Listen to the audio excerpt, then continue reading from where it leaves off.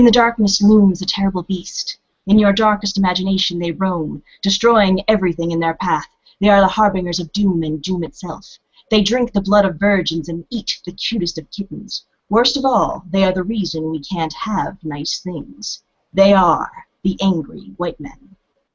Welcome to Honey Badger Radio. Tonight's topic is the myth of the angry white men. And we've got our lovely panelists here. We've got the luscious Anna Cherry, the wise and wonderful Hannah Wallen. We've got our wonderful man in the back, Brian Martinez. And we've got some wonderful guests. We've got the angry egalitarian, Mad Cat. And we've got our favorite alien, our favorite Martian. Well, he's not a Martian, but our favorite alien, Nethnar of Frawl. So welcome. How is everybody? Look up, be alive. We're all muted. All of you are muted. Now you want us to talk. That's so mean. Okay. Impressive. It's the ratriarchy.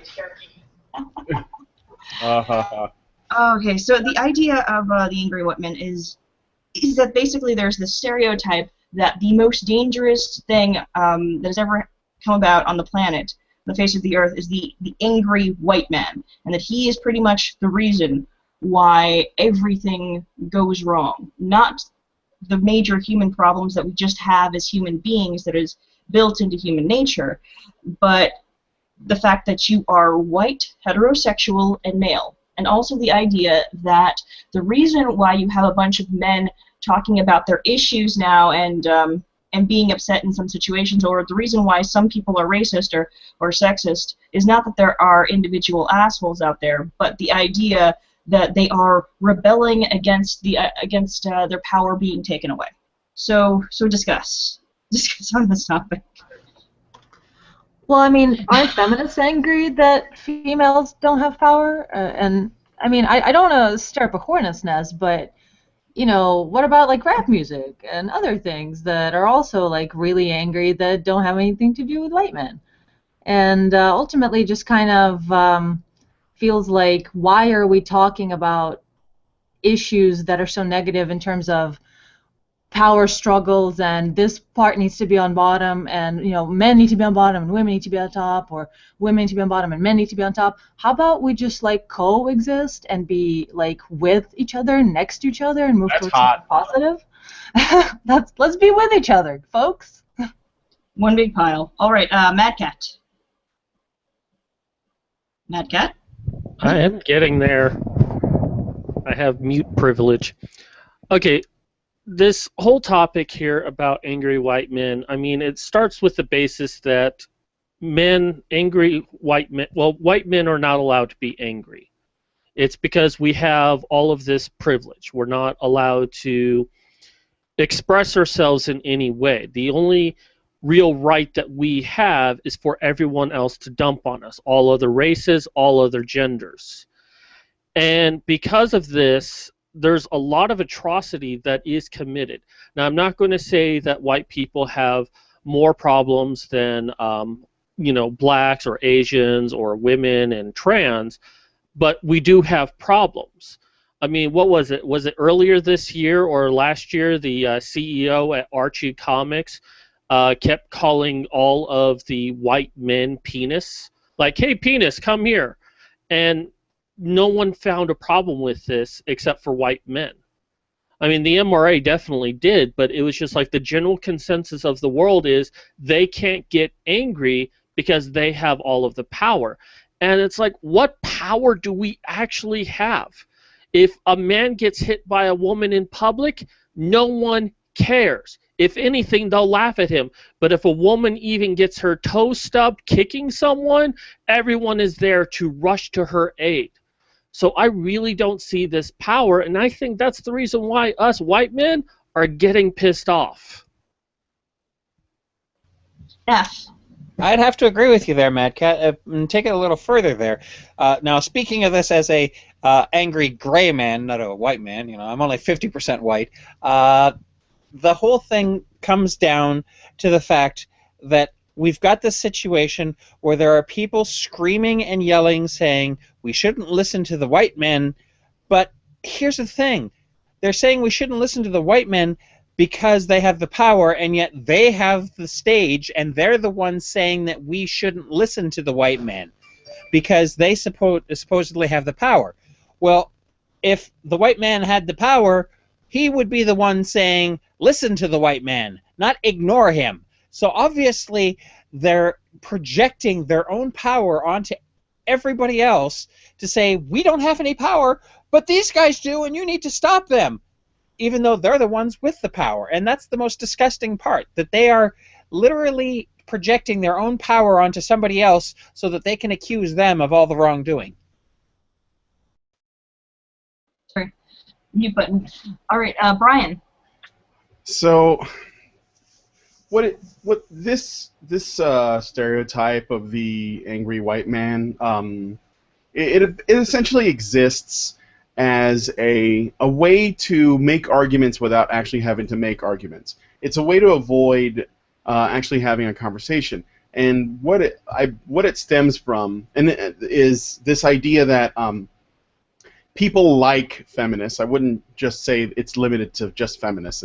You see it in all corners of the whole social justice, radical left authoritarian paradigm, where you have people that they use labels essentially to put groups of people in boxes without, so that they don't have to actually address their complaints or their grievances as though they are individuals with their own unique issues or vulnerabilities to stuff. So they basically, it's a way of saying, well, look, you're a white man, you don't have a right to be angry.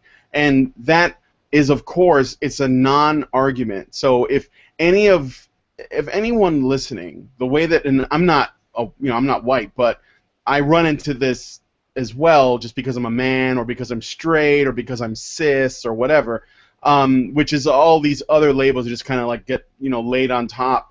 If you guys come across this and somebody tries to tell you that you're not allowed to speak, or that your opinion doesn't have any is not worthy of being heard simply because you're a white man, for example, and that is actually causing you frustration, you have to put them on the spot and tell them to address your arguments and not make these personal attacks. Another thing, and I know that there might be a little bit of a, because there's two ways to look at this angry white man thing. One is the way that people engage you when you are a white guy and you have like an opinion, and it doesn't like obviously toe the line, or it doesn't involve self-flagellation where you're basically apologizing for being born in for something you can't control. There is this recurring theme of, in the media, you see if a white man commits a crime, or there's a shooting, or something happens, then somehow his identity as a white male is tied into what happened. And then it's funny because that's another way they use that label to basically force a box on people. Yeah, I meant flagellation. Sorry, not flagellation. But they use that as a way to explain, and it's almost like it makes more sense to say, well, this happened because he's an angry white man, and not because he might have, he's like came from a troubled home, or he has like mental issues, or whatever else there might have been that contributed to that event. I'm reminded of examples or things like Elliot Rodger or Dylan Roof or the Columbine guys. People will look at them and they say, oh, these troubled, white youths, but then they ignore things like the fact that Elliot Rodger was half Asian, the fact that there was this, I can't remember his name, but there was this Asian kid that shot up a school in the South, that these things are not, they're not race or gender oriented events, but because we're dealing with people that can only see things through the lens of things like race and gender and sexuality and sexual orientation and religion or lack thereof, or political affiliation, because it better suits their ability to explain away, the reasoning behind these things, then you end up like, essentially it's like really low thinking. And it actually reminds me a bit of the show that we had just done about steampunk physics, where people become satisfied with a certain kind of answer, and they just sort of leave it in place, like, well, that brick fits there, so we're just going to leave that there. And unless someone says, look, guys, this might not always work in these cases, we might want to look at this, closer. Generally, people won't shift that. So that's my thoughts on it. So I'm done. All right, Hannah? Actually, that's a really good in for me, because you're talking about the lazy thinking and everything. This actually relies on some rhetorical fallacies and some other forms of lazy thinking. But the rhetorical fallacy that the angry white male relies on is the apex fallacy. And this is something you should familiarize yourself with, because you're going to hear the patriarchy argument, the angry white male argument, the losing your privilege argument, and all that a lot from feminists. They have this bizarre belief that because there are white men who are wealthy and powerful, that all white men somehow benefit from this. They do not seem to transfer that to other groups. There are, of course, women of color who are wealthy and powerful too, but that doesn't affect all women of color. And there are many groups that have maybe a few people at the top who have great capability of affecting the world around them without as much immediate effort, because they've built up wealth or power, and it doesn't impact the entire group. But as a white male, you're supposed to somehow benefit from the fact that Donald Trump is rich and has the ability to buy publicity in order to facilitate his campaign. And the obvious wrongness of this is there is not some internet for rich white guys to pass their patriarchy powers, their magic patriarchy powers, on to the guys who drive truck or work in a garbage dump or live in a trailer or have been divorced and all of their income is taken by their ex-wife or any of that. There's no transfer, but that's one of the fallacies that you run into. And the other thing that you should familiarize yourself with, exposing feminism. There's a blog on WordPress, so it's exposingfeminism.wordpress.com, has an entry called the Catalog of Anti-Male Shaming Tactics, which could just as easily be the Catalog of Anti-MRA Shaming Tactics. And the one that we're actually kind of discussing right here fits with the charge of irascibility, otherwise known as Code Red, which is the targets accused of having anger management issues. And this is a pretty common behavior too in debate. Feminists in particular, social justice warriors at large, and even sometimes people who are completely outside of the realm of usually engaging in gender debate will respond to discussion among MRAs or other groups that protest the idea that it should be treated differently when a man is raped than when a woman is raped, or when a man wants custody of his children than when a woman wants custody of her children, and so on. They treat that as an anger issue, as an attack, rather than simply trying to uphold a group's civil rights or a group's human rights. That you only want this because you're angry and you're only talking about this because you're angry. This is a classic example of seeing somebody kick somebody, and when that person says, hey, quit kicking me, say, quit criticizing that person. Why are you so angry? Then that's basically what's going on here. So it's good to sort of familiarize yourself with both of those things, simply because it gives you tools where you can respond to people and say, hey, you're doing this. It's not rational. Let's have a more rational discussion. And of course, then the third thing I want to point out in this is this behavior is part of behavior that is consistent with the dehumanization campaign. They're basically naming a group and they are defaming that group. They're ascribing negative personal traits to the overall group and advocating the belief that those personal traits are common to all members of the group. And in doing so, that makes it less likely for people to think of that group as named in as much of human terms as they would think of a group that is described in more vulnerable terms or in more positive light. So it makes it a lot easier to conceive of doing things that you would consider violations of human rights, or simply consider rude and obnoxious behavior towards those people because you've named that group and you've described them in a negative light. These people are unacceptable, so therefore it's okay to shit on them. And that's basically it. All right, Brian, you wanted to add something? I just wanted to clarify because I didn't have the information in front of me. The shooting I was talking about that took place was the Virginia Tech shooting by a guy named Suing Hui Cho, who was clearly a Korean dude that shut up a school. But because that event doesn't fit the narrative of the angry white man, it usually gets omitted when people talk about this recurring behavior. And then I wanted to ask Hannah real quick, what is that fallacy that you're talking about? Just so that, because I know that you guys that are listening are going to come across this a lot, and you're going to want to know how to argue against it, which is essentially letting them know that they don't have an argument. So Hannah, what was it? It's called the apex fallacy, APEX, which is, like the top, the pinnacle. The person at the top defines the entire group as opposed to the individual members of the group defining themselves. That's the apex fallacy.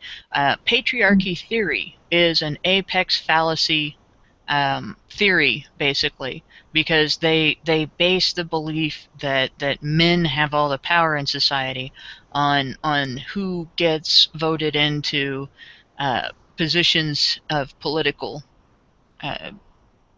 basically political service, where they, feminists sort of treat those as authority positions when they're supposed to be positions of service, and who gets CEO jobs, even though a lot of that is actually controlled by women. So it's called the apex fallacy, and you can look it up online. There are several sites that describe what the apex fallacy is, and there's even debate over whether or not it's a real fallacy. But it is a logical flaw. It's an assumption of something that is not correct. And there are some sites where it's given a different name and it's explained why it fits better under other existing fallacies. So apex fallacy is the name of it. Really good segue. Sorry, Cherry, go on. No, it's a really good segue to what I had as a point, which I'm sure we're all familiar with by now, and if not, we should be the classic photo of the three wealthy white girls that are taking a photo next to a homeless man, and that's just an example of something that gets ignored quite frequently in favor of this apex fallacy that male outnumber women in homelessness 5-to-1 at the very least. And if feminists are willing to argue that, well, that's because we value men so much that we preferentially have boy children and all that, well, you have to realize why traditionally boy children were valuable is because they could work and die, so they were would die in war and work in the fields, and they were very much objectified as something to give the family, be a workhorse for a family versus, as we all know, women and children were spared in villages while men were killed. So, you can see that men have the power to go out and die and be a workhorse, but somehow the women who were saved and kept as a trophy, that's somehow less valuable. The whole thing is quite mind-blowing to me. But ultimately, we go back to the wealthy, powerful men, right, ignoring Oprah and ignoring Obama and ignoring pretty much anybody and everybody else who has ever been in power who's not white or a male. But you have to realize, are these men single? No. Most of the time, 90% of the time, they're married with children, so they have a wife at home. And why do we keep ignoring the subtle female power? Why do we keep ignoring female power at all? In the sense of, don't you know how relations in a marriage, etc., work? Doesn't the husband come home and brings the bacon home, or etc.? Isn't he providing for his family? Isn't there someone in the background? I don't want to say pulling the strings, but isn't there someone to whom he has to answer? Isn't there someone who says, hey, you know what, I might just leave you if you're not powerful enough? And as Hannah was bringing up, a good point that Karen also mentions quite frequently, it's actually women that vote certain CEOs in power and the senators that we see, the wealthy, rich white men that get voted into power. Women predominantly vote actually more than men, especially in the most recent election. They found that women outnumbered men by about 30 million. There were that many more female voters. So a lot of these, there's a lot of logical fallacies here, and we're taking only one step into we're looking only one step into the future and not any deeper than that. Not to mention, like abortionists, for instance, a lot of times we hear from the more sex-positive feminist avenues that it's the men that slut shame, or it's women, or it's men that want to stop birth control. And thing is, it's usually white middle-aged women that are anti-abortionists. It's religious women that enforce that through their husbands, through whatever they have. It's still women doing it. I mean, ultimately, when we look at this upset that they're losing their power thing, why don't we ever flip the genders about anything and everything? Why don't we do that? How would people feel about women being told that women are just angry that they're losing power, that they don't have enough power, and they should just shut up? I mean, people would be extremely upset about that. But somehow it's okay when men are upset about that. Well, you have to recognize that if you default to the idea that it is okay for a man to lose power, you are being bigoted and prejudiced. It is nothing other than that. It is pure bigotry that you are okay with the situation being so for one gender, but not okay for it being for the other gender. That's just bigotry and sexism. And we know, my point has been about feminism quite frequently, that we see these groups of generally white, but not always, but we see groups of women in rad femme circles who go after men and fire them from their jobs and limit their opportunities and publicly shame them. And we as a society cater to these desires and to these ideas. So how is it that it's the men that have the power when we have slap a cis white man booths, or kill all men hashtags and things like that? How is it that men are losing, or how is it that I lost my train of thought, but you guys know what I'm saying, that basically there's a very strong power that we give to the female group, and we ignore their anger while we zero in on this one tiny fraction of human behavior and commit the apex fallacy to say that all men are like that. I mean, clearly it has nothing to do with trying to improve the situation for everyone. It's nothing to do with having a better world. It's just control. Once again, just control. And All right, so I kind of want to talk a couple of different points addressed. First, I'll talk about the apex fallacy.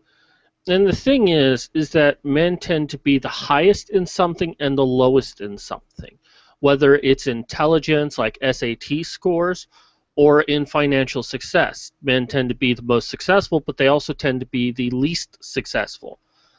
And the group in middle tend to be women. And they are also the ones that complain the most, but it's feminist women that look at the men ahead of them and ignore those on the bottom because it's easier to do. And those on the bottom aren't able to defend themselves, which makes them the best victim because they can't fight back. For feminists, it's the men who are ahead of them, and then there are all of women. And that's the only structure of society they choose to see. So anyone outside of that simply doesn't exist. Now, Brian, you're talking about being labeled an angry white man as a way to basically silence people in their argument. It's a way to end an argument, yeah. Women will often get the benefit of the doubt for their behavior. That it was abuse in some way, domestic violence in some way, they were raped, And, you know, a minority can also get a benefit of the doubt occasionally that they were discriminated in some way, that somehow their behavior was justified no matter how bad it was. A white man is not ever given that.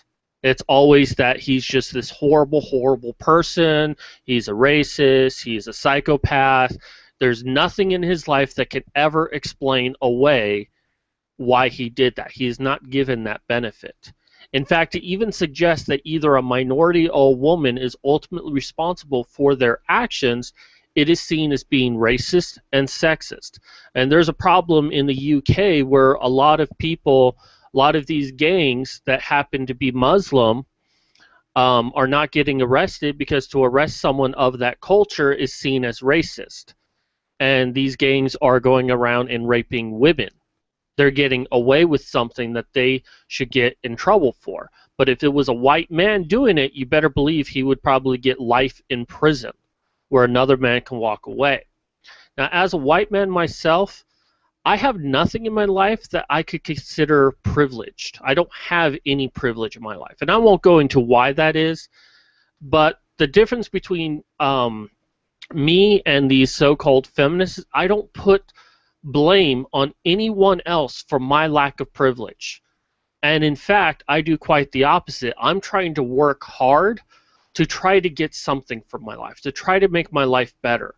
But feminists and social justice warriors will use every excuse they can just so they don't have to work for their lack of privilege they feel they have. Rather, they want the privilege given to them. While I do ask others for help every now and then, you know, with my Pub Slush campaign, and now I'm starting Patreon, I am still very willing to do the heavy lifting. And a final point that I'll make before I'll be quiet is if straight white men really had all the power, then minorities wouldn't have gained any level of equality. Women would not have the right to vote. Women wouldn't have legalized abortion or equal pay. How is it possible these things happen if white men have all the power? Yeah. One of the things that they really do ignore is class, and they do ignore these things in regards to race, because one of the things that happens is I really want to put a good portion of some of the blame for this stereotype and the scapegoating that is taking place on the media. Because every time there's a mass shooter, every time there's a serial killer, every time there's somebody who has done something terrible, they're like a serial rapist or something, they make them like this weird, morbid celebrity. And they just meticulously go through every part of their lives trying to figure out why it is that they did it. And then these people, they'll go off and they'll decide, you know, maybe it's a good idea to do this exact same thing, because they know that their death will then be glorified in the exact same way. But getting back onto the idea of mass shooters, when you look at the stats, you find that it's not entirely white men, and we know that because we've seen some people, even the last couple of years, who weren't white men who are committing these crimes. And you see that there are mass shootings in other countries in the first world, and they're certainly not all white. And when you look at the stats for serial killers, they're not all white men. There are women, there are black people, there are Hispanic, everything, anyone, anything you can think of, it's there. It doesn't really play by any specific rule. It's not a cookie cutter thing. But they push this narrative because I think it's easier for them to then talk about these specific issues without appearing racist or sexist. It becomes easier when you speak about it in the context of the reason why these things happen is because it was just some angry, privileged white dude. And it really, the thing that bothers me is that it changes. The narrative changes depending upon who is making what argument. I remember watching, and this is not to try and drag up a whole another can of worms, but what pisses me off is that they will go out of their way to try and push the idea that somebody is a white heterosexual male, even when it's obvious that they aren't. Like you did have the Elliot Rodger situation. You had the Trayvon Martin case where you had his shooter, who is about he was half Hispanic. And they pushed the idea, oh my gosh, he's white, to the point where they would Photoshop him to look more white so it would make it easier to demonize. And I'm not going to take any kind of position on that, but the whole idea is that they're really trying to make it so that the face of evil is an angry white man. And anytime you have a movement like Gamergate, they dismiss it as being just the pushback of angry white men. But I guess that's what I was going to get at. And Hannah, was that what you wanted to? No, I was actually next. Okay, go on, Brian. But this is perfect because this leads into exactly what I was going to say. Why is it we can make that assumption? Why is it's so easy for us to say angry white man and make that like the other and make that into the enemy? And people in general are okay with it, including other white men. You know, I think that the thing I wanted to say before that it seems to me that in the way that things are going, if we see the world as groups and not individuals, which is what a lot of these people do, then according to them, there is basically, when you really look at how their arguments are constructed and the talking points that usually come from there, essentially the only group of people that it's actually not only acceptable, but it's encouraged to dislike, to be racist and sexist against, is white men. They're the ones that you can do that to. Like, you can't do that to anyone else but them. They're the only ones that are okay with it, and they have to suck it up, and they have to cope because that is the argument that's being used against them. And the other point I wanted to make was, Mad Cat, you were talking about how because you don't have the ability to use or the desire, which I admire you a great deal for, to use your whatever group you might belong to as a sort of crutch to essentially try to get sympathy from people or support or whatever, because it wouldn't do you any good to do so. Like, nobody goes on Tumblr or Patreon and says, hey, I'm a white man and I'm straight, can you guys help me out? Like, no one does that, because no one would help that person, because they don't have to. Like, they're basically the scum of the earth just for existing. So because you don't have the ability to do that, to basically create a network for you to depend on, you actually have to get your ass in gear and do it yourself. And you have to succeed or fail on your own merit. You're on your own. And it's one of the things that I've noticed is, speaking as a man myself, I'm not white, but I also am in a position where most of my life I have not had a support system. I had to do everything on my own. I either made it or I didn't. I had to pay my own bills. I had to do all my shit on my own. Now, of course, I'm sure that most of you guys have too, but that's because we don't have that mentality of, oh, woe is me, I'm a woman, or I'm not straight, or I'm a gray alien from Frawl, or whatever it is that you want to use as your crutch. But you either succeeded or you failed on your own merit, and that actually strengthens your character and it makes you better at doing these things, because you know that you don't have any place else you can go. You don't have the option to basically cry victim. So you have to succeed. And I have to ask myself, I wonder if that's not one of the reasons, in a way, that, when white men succeed, it's because they don't have they have no other option. They either do it or they don't. Now, of course, the vast majority don't, but, the few that do, that's their motivation, I think. I mean, aside from possibly having, a good support structure of, people who actually give a shit about them and all that. But I think that, it's that whole, whatever doesn't kill you makes you stronger idea. Thank you, Hannah. And that's what I was thinking. And that's where I'm at myself, And I'm sure that a lot of you guys that are listening and are watching this are thinking the same thing. You don't have anybody, nobody's got your back. You don't have people that are, generally trying to make sure that you're going to make it, or they're going to be there for you when you fall. So that actually encourages you to make sure that everything you do on your own. You work your ass off, you get it done. And the worst part is the better you do, the more people are going to dislike you. And what does that have to say, you know? So anyway, I'm done. I'm going to give it to Hannah now. I have a whole series of things to touch on, going back through some of the things that other people have said. So I guess you can consider this a molestation. Touch on a bunch of stuff. But going back to what you just said, Brian, I really do agree with that, and it's something that I've experienced in my own life in a way. It doesn't quite fit in necessarily with being male, but growing up, I wasn't told. My parents were told. They kind of kept it from me and just encouraged me to do what needed to be done and to tough things out that most parents would not have encouraged their kids to tough out.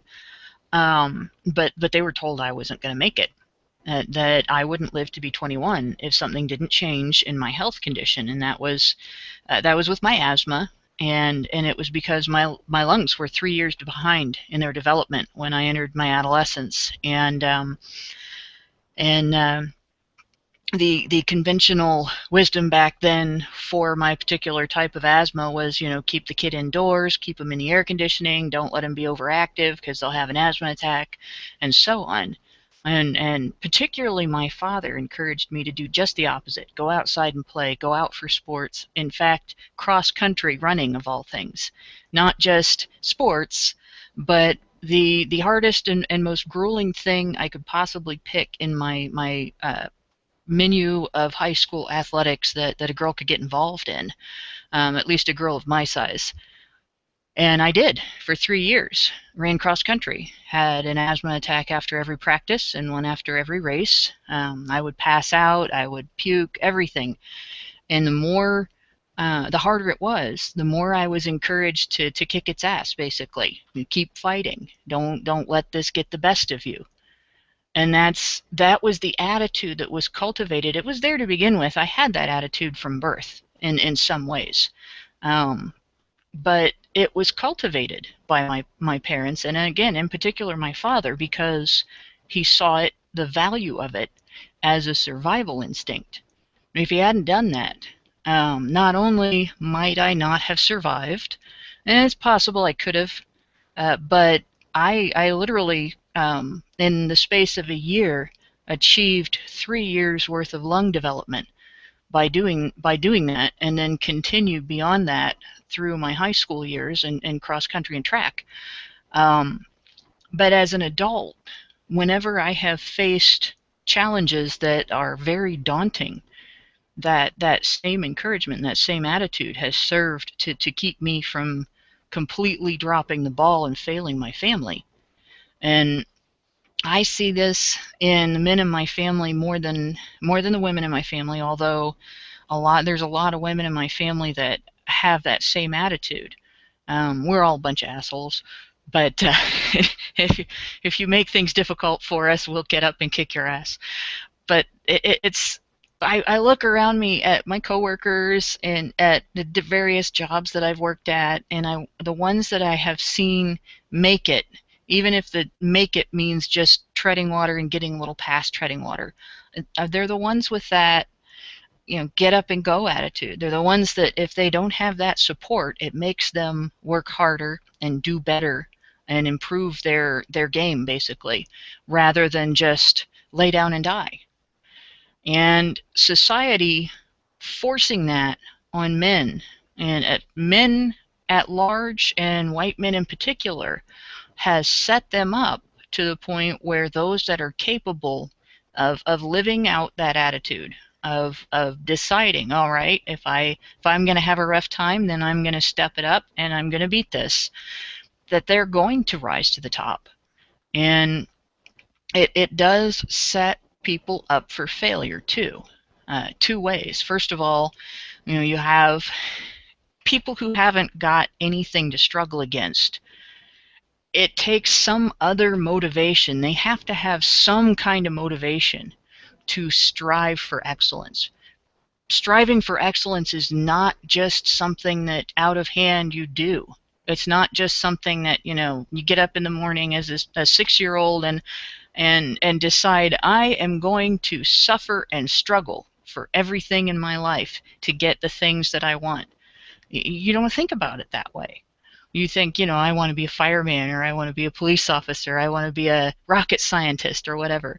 But you don't think about, I'm going to get up at 5 o'clock in the morning every morning and study, and then go to classes for hours and hours, and then work a job, and then come home exhausted and study some more before bed in order to make it as a rocket scientist, or I'm going to get shot at when I become a police officer, or I'm going to walk into a burning building and risk my life as a fireman. As a 6-year-old, you don't think of those things, and you don't think about, as you're getting older, you don't think about that necessarily. You just think about the benefits of it, and the popular image of it, and so on. It takes struggle, and it takes not necessarily hardship, but an oppositional confrontation with something in order to develop that level of passion. And I think that is why people who receive a level of benefit just by society's attitudes, people who get a pass, they're going to have a harder time hitting the top because their struggles are different. And I'm not saying that everybody who has some sort of affirmative action or anything like that is just not going to be capable of reaching the top, because there are some people who, even with affirmative action, still have a major struggle on their hands just to get out of their living situations. People who grow up poor, people who grow up in crime-ridden neighborhoods, people who have dealt with catastrophic life situations, and people who have dealt with crippling prejudice in their communities. But that doesn't necessarily translate into the idea that these things are the push that you need to get there. And it does sort of make it more difficult if you don't have something that you're struggling against to develop that passion and that need to strive for excellence. And that's the first thing. So basically, I wonder sometimes the reason men end up both at the top and the bottom of various aspects of life is because, in addition to having to struggle, they're judged more harshly than women. And so they're considered to be at the bottom maybe when they're on an equal footing. And they're also completely having lack of support. Those who don't have the capability of overcoming obstacles are more likely to be crushed by them. And there isn't anybody to help them out of that. The other thing I wanted to mention was we were talking about the mass murder, the mass murder topic, I guess, and how social justice warriors and feminists have a habit of making it out to be a white male behavior. I wanted to point out that part of the way they do that is by defining the parameters of the discussion to exclude mass murder committed by people who don't fit the description straight white male. And I mean, they don't, when they talk about this stuff, they don't include gang killings, they don't include war, they don't include any of the things that would sort of taint the discussion from their perspective with information that doesn't support their narrative. If you look at mass murder as an overall, anytime a group of people slaughters another group of people, it is simply a human behavior. It's not a male behavior, it's not a female behavior, it's not a racial behavior, it is a human behavior. And where the majority of the people in the population are white, it'll look like a white behavior. Where the majority of the people in the population are non-white, it'll look like a minority behavior, or at least what would be considered a minority here. And a good example of that, like you talk about gun killings, and they'll talk about school shootings, they'll mention workplace shootings, but they never, when they talk about gun violence, they never talk about the violence that takes place in crime-ridden gang neighborhoods. And this goes right into personal experience again. I remember going to work one day in Lima, Ohio, and not being able to go into the parking lot where we usually parked. It was marked off with police tape because there had been a shooting. There were 3 kids, all under 21, had been gunned down by rival gang members, and it was by their standards, it was considered a fairly small shooting because it was only 3. It wasn't 20, and it was they figured there were only about 5 guns involved, and there were only around 80 bullets found. So it was a small mass shooting as opposed to a large mass shooting.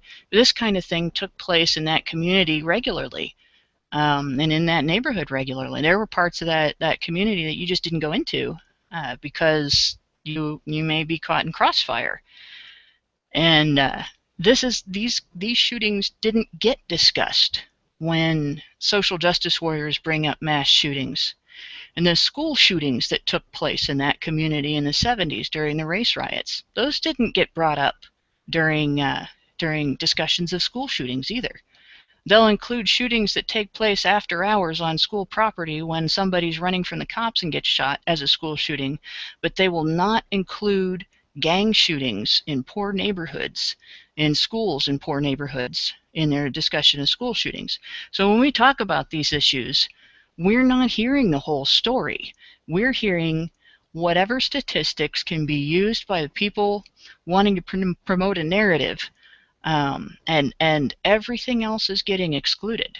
So never let them, anybody convince you by presenting just a set of statistics that this is what the topic is, that this is the entire picture of mass murder or gun crime or school shootings or any other aspect of human violence.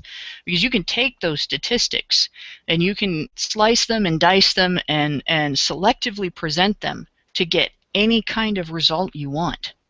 We could make the same information by presenting only certain sets of school shootings, only inner city school shootings, only inner city gun violence and stuff like that. We could present exactly the opposite picture, and it would be just as false, but it would be just as easy to use it to manipulate people. I guess that was the 2 big points that I wanted to point out. And the only other thing is that I wanted to do, and I'll try to be real quick about this. When I talked about a dehumanization campaign, I wanted to clarify. I kind of came up with 6 points that I kind of identified what I'd been seeing feminists do, and as part of the men's rights movement. And I've watched social justice warriors do the same thing to Gamergaters. First, you name the group. You describe the group based on using an imposed perception of a characteristics that's common to its members as its defining characteristic. Then you defame the group. You ascribe negative personal traits to the overall group and advocate the belief that those personal traits are common to the whole group. Then you blame the group. You cite social or political issues and assign responsibility for having caused those issues to the target group with either no evidence or evidence, quote unquote, based on ideological beliefs about the issues in the target group, unsupported by solid facts. Then you shame the group. You impose a sense of guilt on members of the group in relation to the social or political issues for which the group is being blamed, and you transmit perception of that guilt to the general public, so the public will treat the individuals as guilty. Then you tame the group by using that sense of guilt combined with societal prejudice to subjugate them. This involves the application of rules and regulations imposed on the group, but which don't apply to everyone else. And finally, you're in charge. You reign. You use the combination of defamation and subjugation to govern a reduced societal perception of the target group as people, enforcing an overall treatment of its members as second-class citizens. And you see this with men where there are laws that basically just apply to men. Laws against laws related to violence against women treat male violence against women differently than female violence against men. And the same thing is true with sexual violence laws. Sexual violence laws treat male sexual violence, or even just the accusation, differently than female sexual violence against men. And we're starting to see the same thing in rules and regulations and various not businesses, but like conventions and stuff like that, applied differently between groups of gamers depending on whether or not they may be related to Gamergate. So you're seeing what a dehumanization campaign can do. It really can lead to a subjugation of a group and an exclusion of a group, and excusing treatment of a group as a second-class group, group of second-class citizens, which in the end, if you look back in history at past dehumanization campaigns, resulted in excusing everything right up to mass murder itself. The same thing that white men are being accused of being responsible for.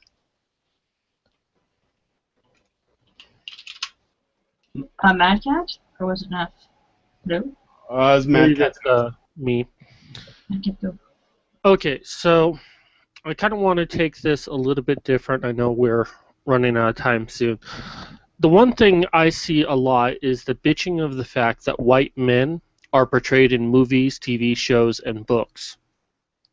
This is an issue even though white is the majority race in America. Like most of the films in India feature people from India. But I will tell you why you see white men in the media more than any other race or gender. It's because they can have character faults. White men can be alcoholics, abusives, obsessive, serial killers, nerdy, clumsy. We can be any bad thing you can think of, and no one bats an eye at it. If you have a black man who's an alcoholic, it's racist. You have a gay villain, homophobic. You have an obsessive female, that's sexist. Now, I know we have these in media, but when social justice warriors bitch about a movie, they never bitch about how bad a white character is portrayed. It is always a minority, LGBT, or a woman that is bitched about. Until it becomes socially acceptable to have minorities, LGBT, and women have vices, white men will be the most represented characters in media, which will also be the most hated characters in media. Now, more than that, and let me finish this one point, white people killing, we were talking about that, is what gets the most views on news programs. Likely because it doesn't really happen that often, yet is portrayed as happening all the time. Now, minorities will state that the world doesn't care about minorities that die, and that's why you don't see them on the news. And perhaps there's some truth of that with the media, but that shouldn't be held on white people. White people as a whole is not trying to prevent people from knowing about minority murders. I don't control the media. As a white person, I don't control it. I wish I did. Anything that happens in the world, it seems they find the closest white man to blame to be the actual cause rather than to find those who are truly responsible and hold them accountable. Societies always need something to hate, like the Jews in history's past. And I'm not just talking about World War II, but most of Western history, Jews have been hate. And now it has shifted to all white men and treat them as the demon that plagues society. So people have something to hate. And I think it's the establishment that's actually doing this, convincing people that it's the white people who are at fault so they can hide what they're actually doing, that they're actually screwing over everyone, but it's the white people you should be angry at. And this is why us white men are starting to get angry, because we're constantly taking everyone's shit. Oh, you know, a white actress happens to be in a role that was originally supposed to be for, you know, a minority. Oh, let's get angry about that. Even though it has happened vice versa, where a minority played a role that was supposed to be for a white person, which is not racist in any way. And this is why white people and white men are getting so angry with everything, because we're finally getting tired of taking all of this shit for things that we don't actually have any control over.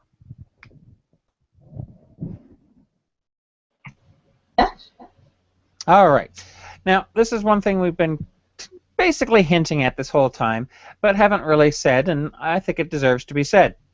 This whole situation of blaming angry white men is, in itself, a form of sexism, and racism. Because you are literally saying it's the fault of a man, it's the fault of the white, it's literally racist and sexist. It is not reverse racist or reverse sexist, it is just racist and sexist. And that is the big thing. These social justice warriors are racist, they are sexist, and that is the problem. They are exactly what they blame everyone else being, and they just don't want to admit it. Yeah, this is socially acceptable bigotry, basically. And one of the things I want to leave us with as we leave is that there's this idea that everyone should be guilty by proxy. That because something may have happened years and years ago, that you, by the mere virtue of being white or male, are guilty for every single thing that any white man has ever done, if you are a white man. It's pretty much ridiculous. It is. I don't know. I'm fumbling, but that is just the thing I want to leave people with. Also, I want to leave people with the fact that more white men die every year by taking their own lives. You're more likely as a white male to commit suicide than to go on a mass killing spree, and that happens every single year, without fail. And so with that, I'm going to bring us into the news topics, and maybe we'll be able to get off the sad parts of this and move into a place where it's a little bit more lighthearted. Because, yes. No, I was going to say, I don't think these are sad, per se. We're just actually pointing at what we know is wrong and saying, you know what, that's fucked up right there. I know. And bringing attention to it is not a bad thing, actually, because... Oh, no, it isn't. No, yeah, no, and I think a lot of the listeners are like, I'm looking at the chat, and they're all like, thank God somebody's saying this. I'm sure we're making everyone's day. Yeah. So take that what you will.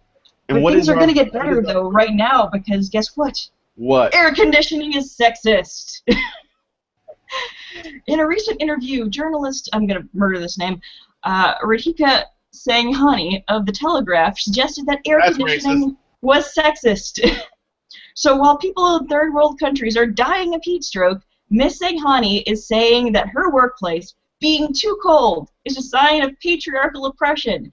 It doesn't stop there, because in her infinite entitlement, she believes that it's practically her right to be able to comfortably wear fashionable attire in a professional environment. So while there are men working in 90-degree weather, she is being given airtime to complain about having to put on a sweater.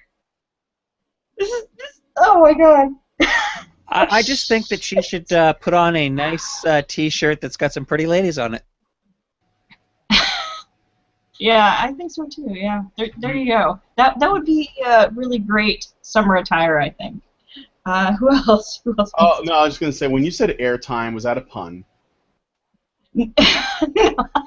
Not an intentional pun, but this was actually on television. From what I understand, it was I'm trying to remember the name of the thing. It was something Sky something. I can't remember. But well, she was actually on television. That's because air conditioning affecting women is super serial. But I know. Mad Cat has something he wants to say. Yeah. Mad Cat, go on. We all know this is complete bullshit, so I won't go into why it's complete bullshit. But I will say that, you know, the thing about it being cold is that's actually a rather smart decision that a company makes. I mean, depending on the area you live in, that actually saves money if you're in a colder climate, or if you're like me, you live in Arizona where it's fucking hot out all the time, you want the air conditioning to be cool. But a point that someone made to me about this story is the smart thing about it being cold is that you can always put on more layers to be warmer. It's very difficult to get cooler when it's very hot. So it's like this person hasn't really put too much thought into this as to why it might be colder in her office. And, you know, it used to be back in the day that things were colder, because you had computers and there was not proper airflow to keep them cool. So those are just a couple of thoughts I had on this. Well, I got three things to point out. First of all, this woman is assuming that in order for something to be fashionable, it has to show skin and not cover her up at all. Because obviously, warm clothes can never be fashionable. I don't know what the hell this poor woman does in the wintertime when she has to wear a coat outside. Maybe she lives in a particularly warm climate. I don't know. I live in Ohio, and I can guarantee you that warm clothes can be made to be quite fashionable. And it can even be quite a bit of fun to wear an outfit that requires layers, so that when you take the layers off, you have one look, and when you add some of the layers, you have another look, and so on. And I even worked in a workplace, with a heating and air conditioning system where the heat part of it was actually older than me. And in the wintertime, there were 4 different types of temperature in that room. A very small part of the time it was temperate. Part of the time it was outdoors in the summertime hot. Part of the time it was too chilly for the clothing that you had to have in order to be comfortable in that summertime heat. And then part of the time there were icicles growing on your nose. And you had to bring in clothes for all of that. And it wasn't a matter of air conditioning. It was just the way the furnace, the ancient, 8-foot tall, looked like an ancient computer type furnace worked. When that thing went off, it sounded like an airplane was leaving from the back room. And the idea that an environmental control like that is an attack on anybody is not just ridiculous, it is flat out stupid. You actually have to have, she's got 2 brain cells and they're waving goodbye to each other in order to think that when the people who set that up were thinking about gender and who should get the benefit and who should not get the benefit, and gave a rat's ass about fashion of all things. Just that's complete level. That's a level of idiocy that makes Tumblr look like a college. And last but not least, in reality, this woman is actually citing female privilege and probably doesn't realize it. Because, to be honest, if you look in an office and you look at the fashion choices that are available to the men that work there and the fashion choices that are available to the women that work there, you will see a great disparity in the variety of what is considered acceptable and professional looking and what is not. And it is women who have the privilege of wearing a wide variety of tops and dresses and strappy shoes. You never see a man wear strappy shoes to work. You never see a man wear a tank top with ruffles and lace on it to work. You don't see a man wear anything with an open back that goes almost all the way down to his pants to work. I've done all of those things and in a professional environment and looked professional to other people doing it. And that's a privilege. That's something that we get because we're girls and our style of clothing that is considered acceptable in society has a much wider variety of things that we are allowed to do. And so if she's considering it a patriarchal thing, she's full of shit. All it really is she's complaining about not being able to exercise to her satisfaction a privilege that only women in the workplace have. Men don't. And that was basically it for me. And yeah, that's actually something that I was going to bring up too, is the fact that she literally is complaining about the fact that she gets to choose to dress more casually, so she wants the professional dressing men to suffer. They have to suffer because she doesn't have the right to choose both what she wears and the temperature of the office. How privileged and snotty and arrogant can you get that you have to control every little thing? I mean, for God's sakes, as was stated already by Mad Cat, you can always put more stuff on to get warmer.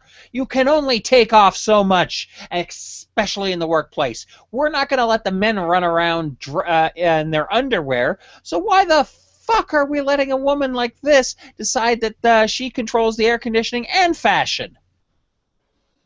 Yeah, and all I can think about is just the men who've been working out in the hot sun this summer. And here we have this woman who is just talking about, oh my God, it's so cold inside here. I'm freezing while I'm typing this message out. I'm freezing while I'm typing about the patriarchal oppression because I have anecdotally come to the conclusion that that men are the ones who are controlling the AC, and that it's not some kind of consensus that comes from the top, that comes from the organization. And I just think about the men who are getting sunburned, who are getting heat stroke out there, men in professions where there isn't the option of air conditioning. Can you imagine that there are men out there in the heat, in the elements, who are working their asses off to put food on the table, and here you are bitching that you have to sit in cold air and at a desk where you don't have to get cuts and stuff on your hands. That's all I really have to say about that. And if there's no one else who wants to say anything and else, don't forget that her well-manicured nails aren't getting... Yeah, I know. She doesn't even have to break a nail. I got one more thing that I want to say. You first and then me. Okay. But after that, we'll go on. Okay. Sometimes, well, it's come across to me. Sometimes when I'm having conversations with people about this kind of stuff where, you see where you have to, like, talk about how hard some of the hardest jobs are, where you talk about, well, look, men do these really difficult jobs. Like, they work in coal mines. They're, like, out there trying to catch Alaskan sea crabs. So some, like, people can get, like, something good to eat on a Friday night. Or whatever it is. But we talk about how men are doing these really dangerous jobs. And one of the things that I often run into with people who are arguing against that, and I have to bring this up because this is related to this comfort, right? This need for comfort. People will say to me, they'll say, Brian, you're not actually doing those jobs. Like I'm some kind of asshole because I'm bringing up something that doesn't actually affect me directly. And, if you guys come across that, just say, look, fucktard. Just because I'm not actually experiencing that myself doesn't mean I don't know that it happens somewhere to someone. And I think that it's worth bringing up when you're trying to make comparisons. If we're going to play your game and talk about people as groups, then we're going to have to look at all of the factors and all of the variables in this equation that you're trying to put together. And that involves me having to try to put myself in the shoes of other people who I actually feel even if I've never experienced it myself, a great deal of pity for. So when a woman gets to work in a cushy office building and she's complaining about air conditioning, the only thing I can think of is a more dangerous job that maybe I've never done, but that doesn't mean I shouldn't be able to speak on it just as anyone else who's trying to empathize. So that's all I'm saying about that. If you ever come across that where somebody's saying, look, man, you've never you've never gotten drafted, that doesn't mean that you can't know that this shit's fucked up. And that somebody who would imply that is essentially trying to tell you that if you're not as selfish and as self-serving as they are, then you shouldn't be having this discussion. Because apparently you can only talk about that stuff if you care about it affecting you personally and that you don't think about other people's experiences, which is what I'm trying to do when I have these discussions. Or quickly, you can just say, if I can't talk about the men in shit jobs, then you can't talk about women in the third world. There you go.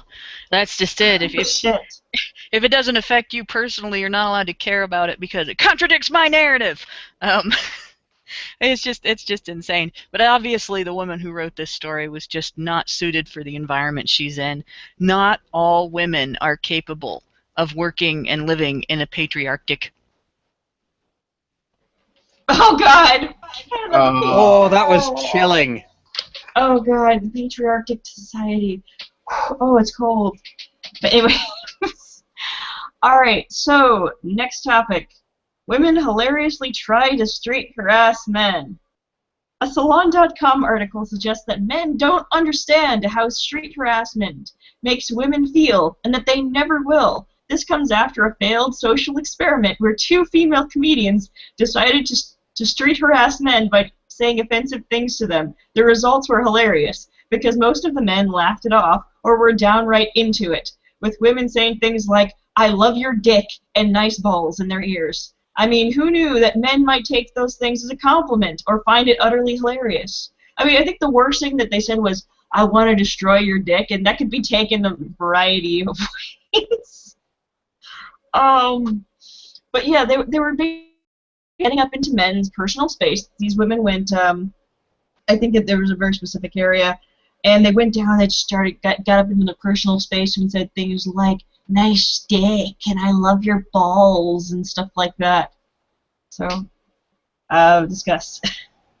The only thing I want to say is that you know what? I have days where I have great balls, and I have days where they're not so great, and I just want them to be acknowledged when they're great. I'll go for that. Also, I think that, but seriously though, I think that men are so maybe this is why men are so unaccustomed to getting compliments that they're very pleased with, like this is probably why this wouldn't go over as well. Aside from the fact that guys, I mean, I'm not going to say how women are because I'm not, but I know that men in general, they don't care about like how upfront or honest and forthcoming people are. Actually, we much prefer that people are very direct. They say, "You know what? You have a nice dick." I mean, I don't know how you can take that the wrong way. There's no, I mean, I don't even see a flow chart. Like, there's only one way we're going to go from there. I'm done. Brian, you have very nice balls today. Thank you. I know. It's the genes.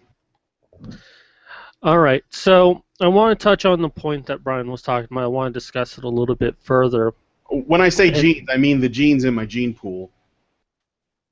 Oh, I thought you meant your blue jeans. Okay.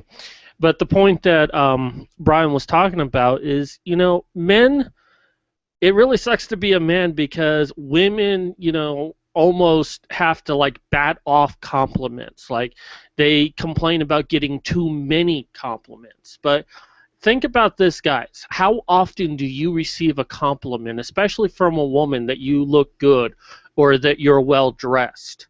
Oftentimes, the only time you hear a woman, and women, I want you to really think about this.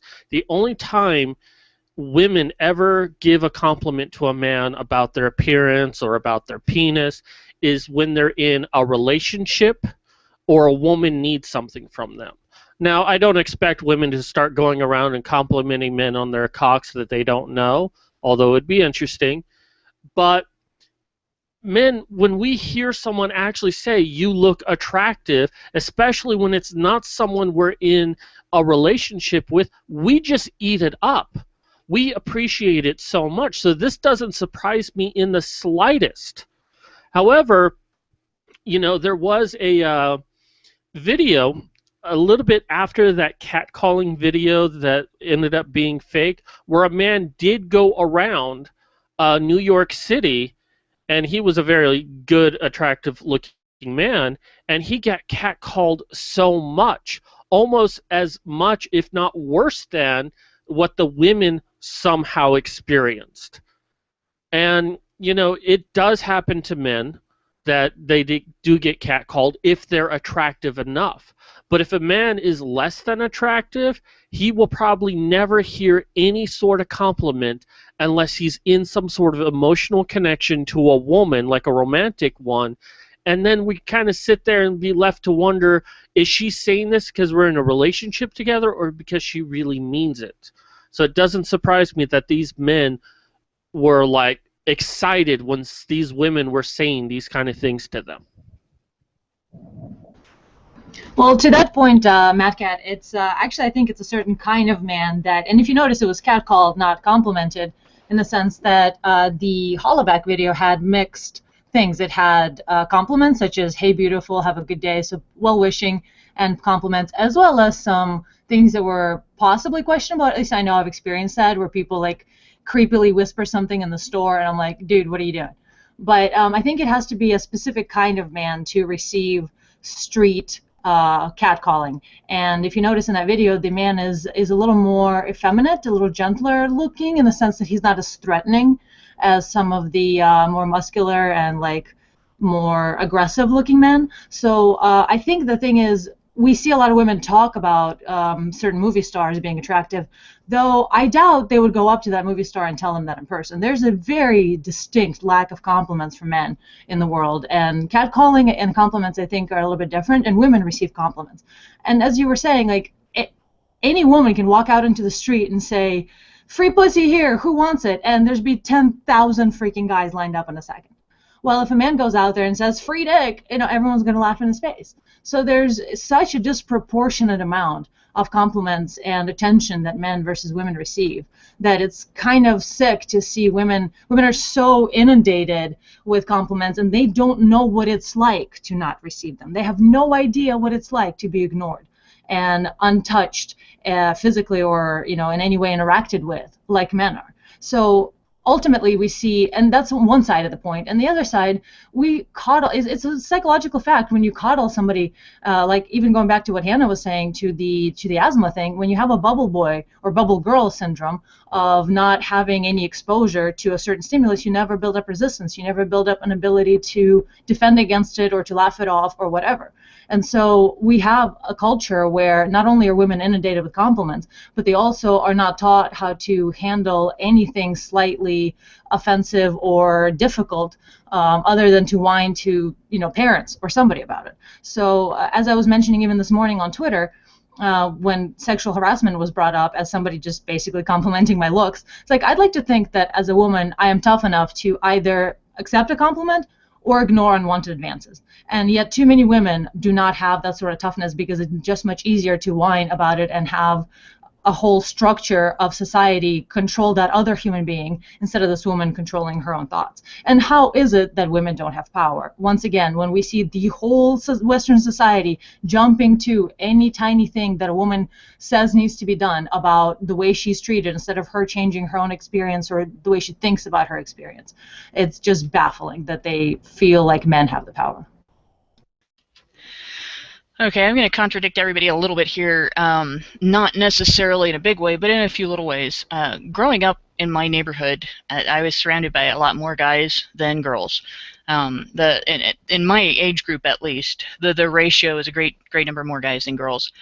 And I hung out with a lot of the guys. They were like, it was like I had one biological brother and 15 adopted ones. And I hung out with some very good-looking guys. Tall, athletic, smart, and they really did a good job of presenting themselves. And I noticed that it isn't just women who get. Did I just skip the queue? Yeah, you stepped on his nuts a bit, but it's okay. Keep going. You go after. But he can go after. No, I didn't. My name is right under Anna's and then Rachel. Well, he said that he was right after the succubus. Oh. That's all right. Just go ahead, Hannah. It's fine. Okay. It's hard to parse when it's something like that. But what I was going to say is, I did see that kind of catcalling. Actually, kind of the kind that was portrayed in the video. Not entirely, but I saw something else that was very different between the approach of vocal females and vocal males. Like I've always enjoyed it when I've never been really great with fashion, but I've always enjoyed showing off my legs because I'm tall and I have very long legs, and it's fun to get compliments. I mean, it's really not any more complicated than that. So I have a lot of short skirts, or at least I used to have a lot of short skirts. And I would get catcalled, regarding my legs, but it was not aggressive in the same way as when I saw my brother or one of my buddies get catcalled. Guys didn't come up and grab me and they didn't act entitled to anything in response or in return. For the most part, I would just get a compliment shouted out, or they'd try to be creative or smart ass about it, and it was fun. And once in a while, it was rude, and the fun of it being rude was that I could find a way to be creative in my response that would shut it down. And it wasn't that way with the guys. If a girl was rude to them and they were rude back, or they creatively shut her down, they were the mean, asshole that had hurt the girl's feelings. And if a girl walked up and grabbed them and they said, "Hey, cut that out," then they were gay. And they get chased and mistreated and poked at, and quite often, instead of complimenting, it was more demanding or more demeaning in the way that it was presented. And I mean, there were still girls who were nice, and girls who were complimentary, and girls who were just, boisterous and loud and had a good time and everything. But there was a level of treatment that the guys I know and the guys I grew up with were subject to in that particular area that was not present when I experienced catcalling. It was very, very different. And that's basically all I wanted to say.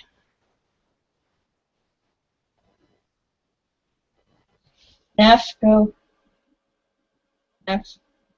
Just go ahead. Anna pretty much got what I was going to say. Okay. All right. Well, I'm going to actually tie up this topic. I'm sorry, Mad Cat, but I'm just going to tie up this topic with the fact that one thing that we're just not really touching on, which is that, to be honest, men on average are pretty much less easy to offend. I mean, women are very, for some reason, they're just a lot more. They like to feign, like, "Oh no, I wasn't putting on this particular thing. I didn't want you in particular to see it." So, you know what I mean. They want to feign innocence when they wanted some attention. And when they're sending out a big kind of red signal saying, like, "Yes, pay attention to me. But not you over there, or you over there, or you over there. But you over there, who are especially attractive. You." But, I guess I just want to tie it up there and then move on to the next topic, unless anyone else can say something real quick. Well, I would add that in some ways, women bitching about cat calls is a form of humble bragging. It is. And I would just like to say, who let the doge out? Oh, gosh. I'm Well, back. we always let the doge A out. quick thing I was going to say is we see a very similar thing in cosplay where women are always bitching about how no one should ever touch them, but don't seem to respect the same thing for men when they go out of their way to harass them. Exactly. And I don't even know if these men would have had much of a response at all if these women hadn't absolutely gotten into their personal space. Like, got up in there and started whispering these things in their ears and stuff. Well, So- actually, something else about cosplayers I've noticed is that at least some of the ones that I've seen, they will, they have a big thing about cosplay is not consent, which I'm completely on board with. Like that's totally makes sense. Everybody has personal space, and it really should not be invaded. But then they do this, they do this weird thing where they allow women to grope them. Or, they'll just grope other women cosplayers, and they'll have photos taken of it, and they'll show it, but then they'll be the same ones saying, you can't do this, and you get this weird thing where you feel like they're targeting very specific people, and they're telling just the specific group of people, basically these men that are beneath them, those are the ones they're the ones that they feel can't invade their personal space, because I've seen it happen a lot where female cosplayers that don't even know walk up and just grope them, and everything is cool. They're laughing, oh, or they make when they show a picture of their outfit on Facebook and people comment on it. The men they've basically been beaten into submission to the point where they're so docile, from being shamed, that they just say things like, "I like the costume a lot." They literally "Oh, that's a very nice costume. I like that." And then their women friends come on there and they say, "Hey, girl, what about them titties?" And then of course it's totally fine. And it's like, well, what the fuck, guys? I don't know what you're trying to say, but this is very confusing shit. So anyway, I'm done. Yes. And we're moving on to our next topic, which is hashtag I look like an engineer. A campaign to recruit more engineers spawned a Twitter hashtag after a woman featured in the advertisement became offended by 2 comments on Facebook. The comments in question suggested that the woman in question, Isis Wenger, was too attractive to be believable, and that it seemed unlikely that the quote reflected her actual views about her team. So, feeling particularly offended, she started the hashtag I look like an engineer, to show people that she does in fact look like an engineer, encouraging engineers to post pictures of themselves, which had the unintended effect of poking holes in the idea that engineering is male-dominated and not diverse enough.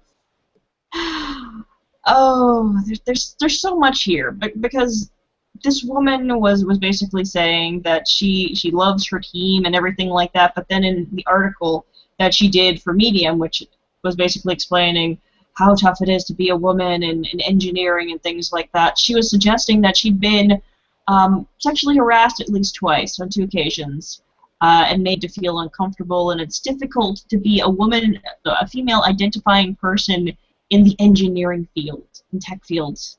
Like, and she said that this was just a small portion of the comments, but she doesn't really put out a whole bunch of the things. Basically, the problem that most people seem to have is that they didn't feel that they thought she was too attractive to be believable as an engineer, which I can understand her being upset about, but that's not necessarily sexism, because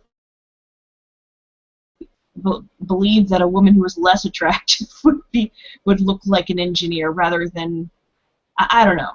It's kind of a mess. Who wants to comment? Well, my first reaction to this is, good for her for trying to get on top of this and say, no, I actually am an engineer.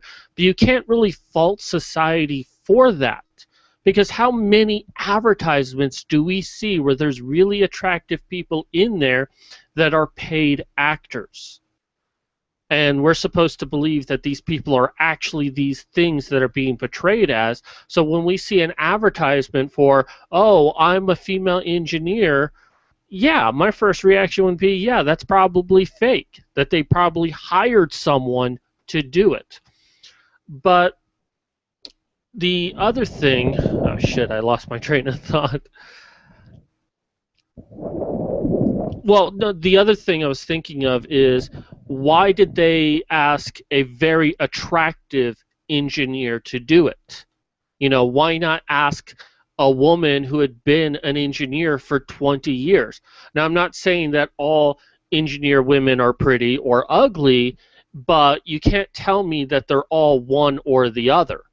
There has to be like a woman that's not like drop dead gorgeous that's working. Why wasn't she asked to put a picture up?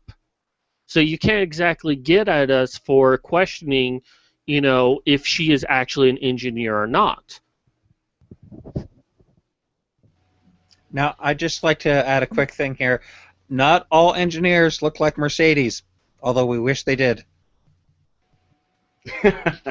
Yeah, Was that right. it? Hannah, go on. Was that it? Yeah, that's... Okay. I wanted to point out, this is really not sexism. The same thing may have just as easily been said if they had a man in her position who looked like a model.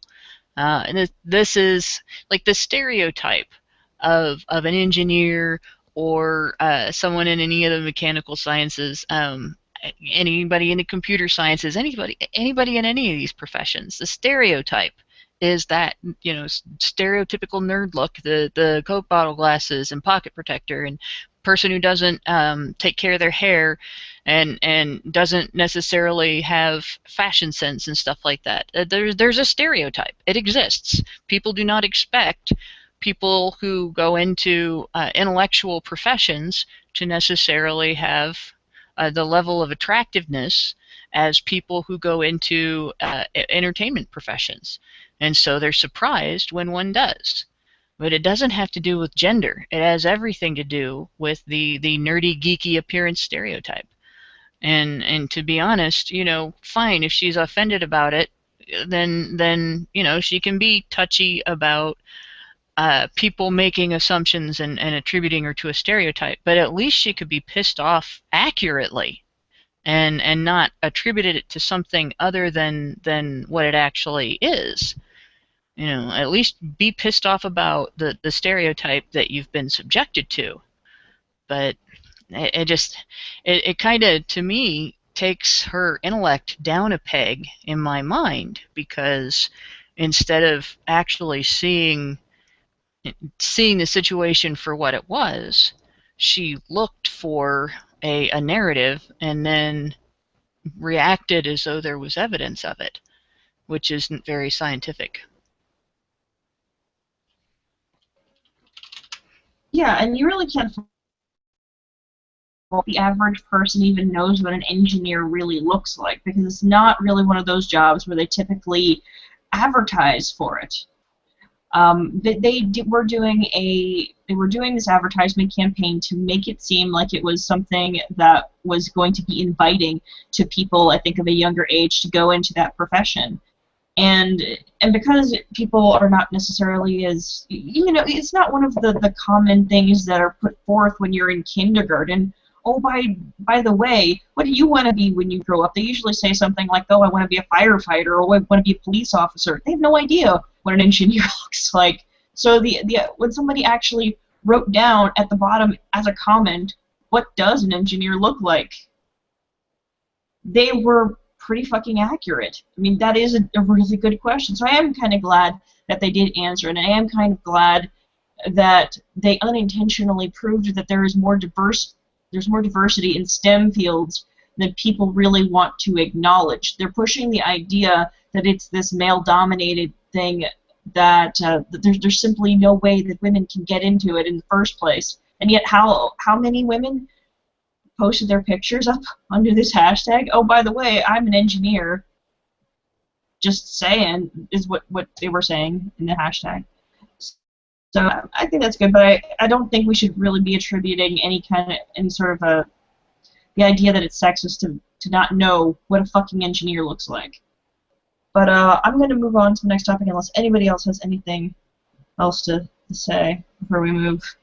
Anything? Anyone? Bueller?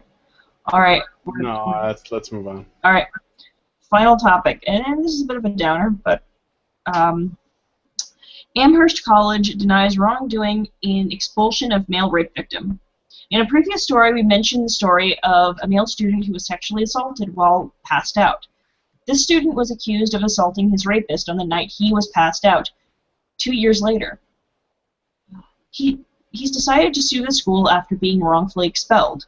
But the newest turn in this case is that Amherst is now trying to downplay the damning text messages which suggest that he had been the one assaulted that night. Furthermore, they are going so far as to blame him for not defending himself better within the allotted time frame. And here's also a clarification, because I think in the last time we discussed the story, we said that the woman in question was his girlfriend, but it wasn't. The woman in question was his girlfriend's roommate, the woman who assaulted him. The girl in question proceeded to have sex with another man mere hours after assaulting John Doe while he was passed out. So no, the people in question, they were not dating. But he did have a girlfriend when this was taking place, and the woman who assaulted him was the roommate of his girlfriend. So I just wanted to clear that up and make sure that the record is straight. Anyone want to take this one on? Because it's just kind of disgusting that Amherst College was going out of its way to basically say that you downplay the importance of those text messages. I'll post the link right here in the private chat for you guys to see if you want to. But it's really disgusting. Next. Well, all I can say to this college is, ha ha ha ha ha ha ha. That's what you get. Denying people due process and now victim blaming. That's what this college is now doing. They're victim blaming. Well, you didn't properly defend yourself. Men can't defend themselves in a kangaroo court. They're already deemed guilty before they even go in there. It's a miracle they can even come out with an innocent plea or a not guilty plea. Especially angry white men. Oh, of course. So I am laughing my ass off. But part of the problem with this is the definition of rape. Definition of rape is penetration. So a woman forcing herself onto a man forced to penetrate, not considered rape, just sexual assault. So if the law had been in place properly, this man could have gotten that woman properly arrested. I don't know if he would, but that option would have been available to him. And I can only laugh at this college, and I hope they do get sued. The only problem with all of these lawsuits is it's actually going to hurt men a little bit, or actually a lot. And let me explain that for a moment.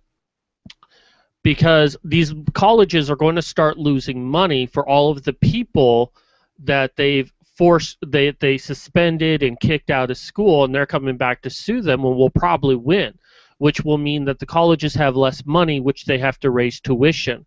And it's hard enough for men to get in college because we don't get any sort of benefits at all. So I hope these people win against these colleges and teach these colleges that you cannot deny people their due process rights, but it is actually going to make things a little bit harder for men in the future. I guess it's going to be a necessary evil. It's difficult for me to suspend my tinfoil fedora and see this as anything other than a furthering of excluding men from education, because we already know that women outnumber men, or young women outnumber young men in colleges and in places like that of education. And of course, we're not seeing women getting kicked out of colleges, regardless how many false rape stories and false rape accusations they give. They're not being punished, while men are being punished not only for something that they did, but something that they were a victim of.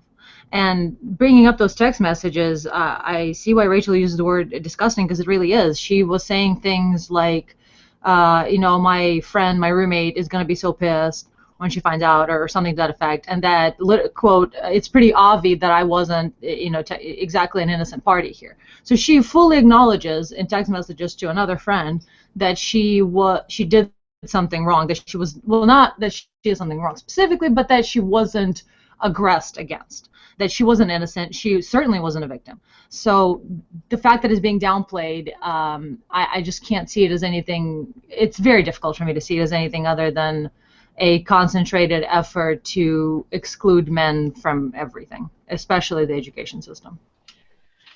Well, you kind of have to understand where these things are coming from. In 2013, there was a law passed called the Campus Sexual Violence Elimination Act, or Campus SAVE Act. That act, which was, by the way, buried in other legislation rather than being passed on its own, as is common with American legislation.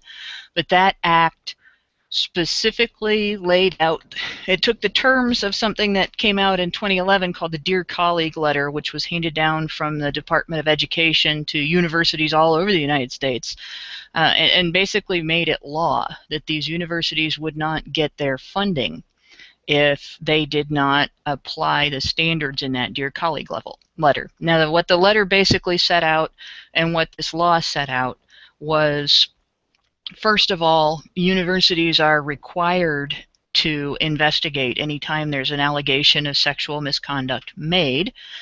Second of all, they have to use a preponderance of evidence standard rather than the standards that a court system would use. They are not required to encourage students to go to the law when the student is making an accusation that the law was violated.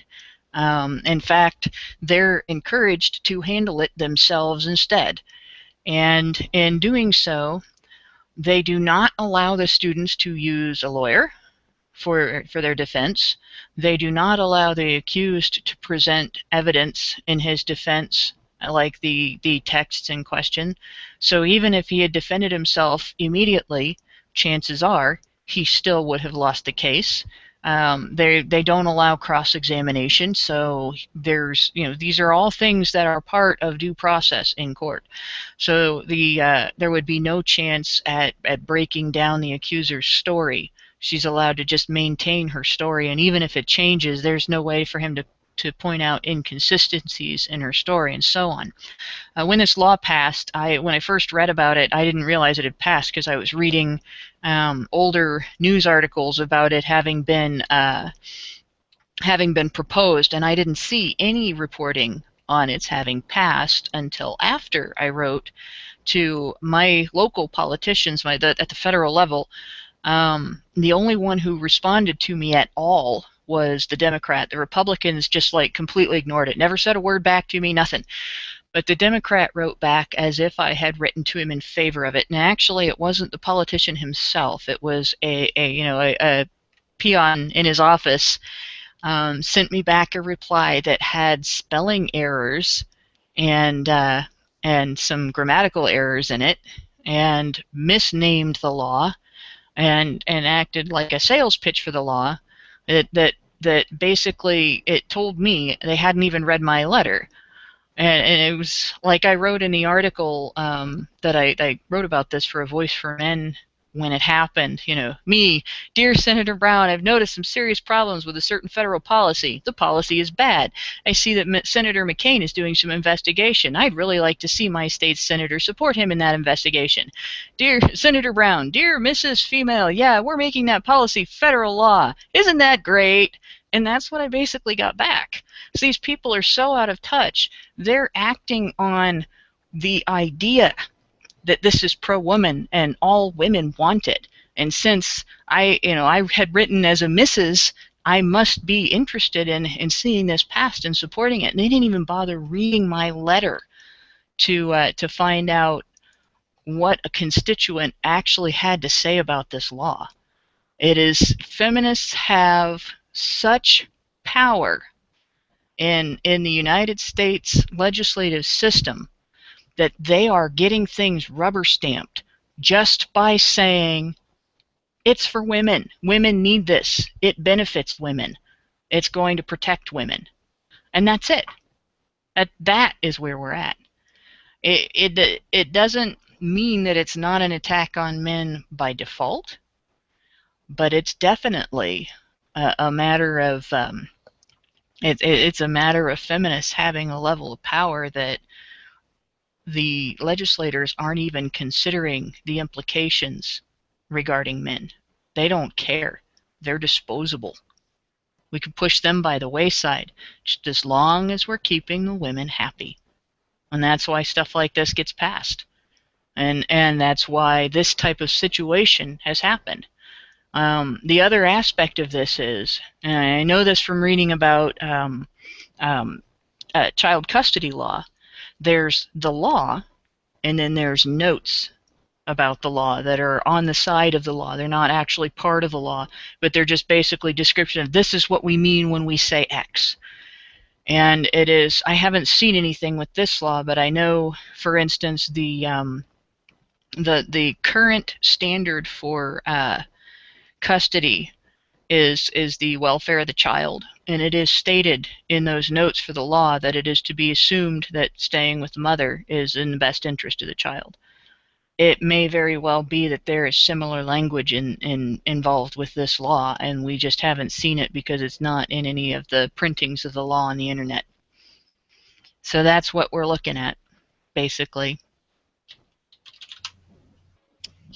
Personally, I think that any of the men who are currently attending Amherst College should immediately start looking at other colleges in the local area and transferring over their credits and getting the fuck out of that college while they still can. Teach the college that if they're going to treat men like shit, that the men aren't going to be going to their college anymore. They're going to find somewhere where they can be treated as humans. But yeah, this shit really needs to be sorted out. It's really ridiculous what's happened here, and I really do hope that this guy does end up being successful with this, because this stuff really doesn't need to happen. When you get to the point where a man is passed out drunk, completely unconscious, and a woman then proceeds to do things to him, and then can go and say 2 years later that she was raped that night and report him for that. and get him expelled. And he's not allowed to present evidence to the contrary. And then the college goes forth and says, well, you didn't defend yourself within the time frame, and you had all these opportunities to defend yourself, and, well, I mean, since you didn't do that, well, you know, what can you do? That's just really fucked up. And I think we're probably gonna tie this show up, unless there's anything else anyone else wants to say. I might do the shilling. I Because an Amherst slut walk. I got yeah, it. No, A male slut walk on Amherst campus. Yeah, You know go what? for You it. know, there From really all needs to over, be. not just Amherst men from all campuses all over, whoever can afford to travel there, organize and have a male slut walk. And maybe show up in like underwear, like ladies' underwear. Well, we can't call And it a just- male slut walk. We got to and call it just- something else. And just stud write down on their stomachs and stuff in like black paint, like I didn't you know, stuff like that, like an erection is not consent and stuff like that. Oh yeah, I totally. They should totally call it a male slut walk. You know, Well, and how about a male whore slut walk? yeah, just a male slut walk. A stud strut. All they gotta do. Oh God, that's just They don't even have to dress the way the women in slut walks dress. All they got to do is walk with signs that say, you know, an erection is not consent, and similar statements that point out the fact that it is not okay to presume a man's consent just because he's male. Men making a stand, literally and groinally. Yeah. and to Think have we them, could get Lauren on board for that? They should That all would take. actually be they really should all- awesome. No, they should all take Viagra before they start the stud strut. and then they can walk with an erection. There you go. Walk with an erection. Exactly. Yeah. I actually have a news story. Oh gosh, but we're running out. Well, make it quick. It's a quick one. Quick like a bunny. A Connecticut woman was charged with hiring a hitman to kill her ex-husband during a child custody dispute, has been sentenced to 5 years of probation in a plea deal. You're fucking kidding me. 39-year-old Tiffany Stevens was sentenced in Hartford Superior Court on Monday, 8 months after a jury deadlocked in her attempted murder case. The hit was never carried out. So get this, she hires a guy to kill her ex-husband, and by the way, the state family court never revoked her custody of her daughter during the attempted murder charge, and she only gets probation. I just want to point out really briefly, this is an area of female violence that gets completely ignored. It's called proxy violence. When a woman wants to commit a violent act and she gets someone else to do it for her because she doesn't have the balls to do it herself. And you know, course she she doesn't doesn't want to face the consequences herself. She doesn't want to take the risk herself, so she gets somebody else to do it. Proxy violence spans things like this, things like lying to the cops to get them to beat down and arrest your husband because you've said he's assaulting you, and so on. But this is an area of female violence that gets entirely ignored. Yeah, and you know, I remember there was a feminist saying like, oh well, if feminists are so violent and terrible, how come they aren't the one who are doing things like shooting up schools and stuff like that? Well, because they don't have to. They don't have to be the ones to engage in violence. If they seem like they're even a little bit in danger, a whole bunch of men will come up around them and decide to go punch a man in the face if they have to. They don't have to, and they've known that they don't have to engage in violence to be violent and to be harmful. It's been the thing since day one, because there's always been a man who's willing to punch another man for a woman. Just saying. But if there's anything else, if there's not anything else, we'll start to wrap up. Okay. Mad Cat said he had a little shill he wanted to Okay, yeah, chill. Do it. Well, it's bigger in warmer weather. Gamergate in Phoenix, we're doing a meetup August 29th. If you're interested in going, if you're in Arizona or will be in Arizona, use the hashtag GGNPHX. let me know that you're interested, and I'll get you the information you need to know. We're being a little bit secretive about the location because of what happened at past events. So if you need to want to know anything about it, get in touch with me. Great. So, anyone else? Anyone else got anything to Come on, show? you know I have to show. I have to show my anti-feminist comic, devilscontract.com, of which Mad Cat is my esteemed editor and one who complains about all my writing. No. Mad Cat does a lot of things. Mercedes as a character in 2 of the recent comics, and soon there shall be a Lauren Southerner showing up. A wild Lord Southern will appear? That's awesome. Yes, and she will be very effective. Awesome. So I guess I'm gonna do the shill that that Allison usually does. It's because now is the time, and just do it. Shildo?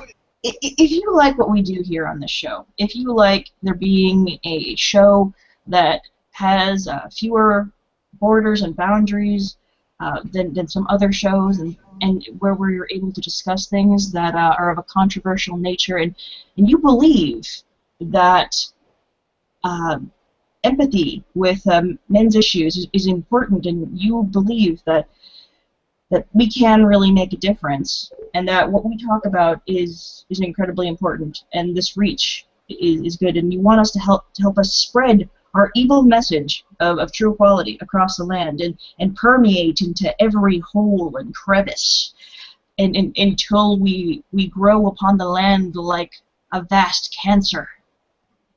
Sorry. Yeah. It's considered becoming a patron, and you can become a part of this wonderful group that we talk to these wonderful people all the time. Anyway, Isn't cancer a bad thing? Shush. www.patreon.com/honeybadgerradio. Consider it, and we can spread this message in lots of flailing and things. And thank you. Sorry, I was not nearly prepared for that. I tried. I'm not as good at a shiller as Allison is. Consider organizing your own stud strut or yes, motion. That too. That is very important. We're actually serious about this. I mean, if you have the massive cojones to do this, by all means do. And it's a good ball day at the time. Yeah, exactly. I don't know. With the way that the weather has been, I don't know. You're gonna have prime, I think, stud strut weather pretty soon once we get into the early fall. Because right now it's a little too warm, and if we go into the area where it's too cold, it's just gonna be, you know what I mean? It's not gonna be a good ball day. Yes. Well, anyway, all right. So good night, everybody. Good night, everybody. If you have any thoughts, maybe a fun name for a male version of the slut walk that we hadn't considered. I'm liking Brocomotion myself.